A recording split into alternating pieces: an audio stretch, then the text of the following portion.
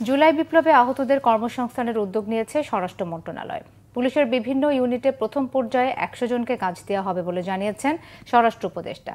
এদিকে বিগত সরকারের সময় বিদেশে অর্থ পাচারের প্রতিবেদন দ্রুত সরকারের কাছে জমা দেওয়ারও নির্দেশ দিয়েছেন উপদেষ্টা।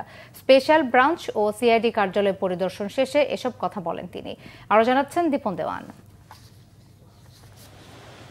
মঙ্গলবার সকালে পুলিশের বিশেষ শাখা এসবির প্রধান কার্যালয় পরিদর্শন করেন স্বরাষ্ট্র উপদেষ্টা। ঘণ্টাখানেক বৈঠক করেন কর্মকর্তাদের সাথে। এরপর পরিদর্শনে যান সিআইডির প্রধান কার্যালয়ে। এরপর গণমাধ্যমের সাথে কথা বলেন উপদেষ্টা। জানান, ট্রাফিক ব্যবস্থা নিয়ন্ত্রণে ১০০০ শিক্ষার্থী ও বিভিন্ন বাহিনীর অবসরপ্রাপ্ত কর্মকর্তাদের নিয়োগ দেয়া হবে। যারা আহত হয়েছে তো সবাই তো সব জায়গায় দেওয়া যাবে না, যে জায়গায় যাকে দেওয়া যায় ওই জন্য আমরা তাদের একটা কর্মসংস্থানের ব্যাপারে আমরা আলোচনা হয়েছে এবং আমরা খুব তাড়াতাড়ি হয়তো তাদের থেকে কিছু আমরা নিব, যারা আল্লাহ দিলে তাড়াতাড়ি সুস্থ হয়ে গেছে এবং ভবিষ্যতে যারা এখনো অসুস্থ বা ভবিষ্যতে সুস্থ হয়ে যেন আসতে পারে এটার একটা ব্যবস্থা করা।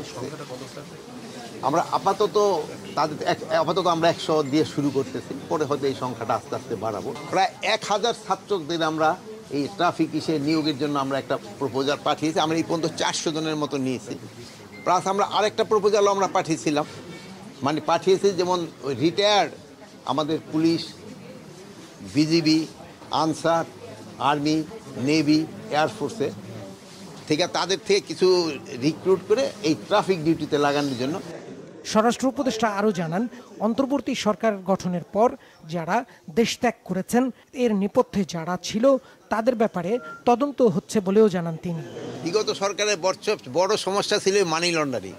আমার এই যে মতিউর রহমান সাহেব আছে, আমি কিন্তু আপনি যেটা বলছেন ওই পয়েন্টের উপরে আমি তার করছি বেশি। আমি বলছি তার প্রথম টাস্কিং হবে মানি লন্ডারিং, এই যে বাংলাদেশ ব্যাংক থেকে যেটা হয়েছে ওইটার রিপোর্ট উনি আমার কত আগে দিতে পারে। যেই সময় একটা দেশে এইরকম একটা অরাজকতার পরিস্থিতি, সেই সময় তো অনেক কিছুই হয়েছে। ইভেন দিয়েও চলে গেছে, এই পার্শ্ববর্তী দেশেই তো সবচেয়ে বেশি বর্ডার দিয়েও চলে গেছে। এটা আমি অবশ্যই জানি না, ইমিগ্রেশন দিয়ে যায়নি, যে তবু আমি এটা ইনভেস্টিগেশন করে দেখবো। যেহেতু আপনার নামটা বলছেন, আমি অবশ্যই এটা তবু আপনি ইনভেস্টিগেশন করে দেখেন। কি বোঝানি বলেন? খন্দকার গোলাম ডিএমপি কমিশনার এবং উনি হত্যা মামলার আসামিও ছিলেন। আচ্ছা, ঠিক আছে, এটা আমরা ইনভেস্টিগেশন করে দেখব। আগামী নির্বাচনের জন্য সরকার সবসময় প্রস্তুত বলেও মন্তব্য করেন স্বরাষ্ট্র উপদেষ্টা।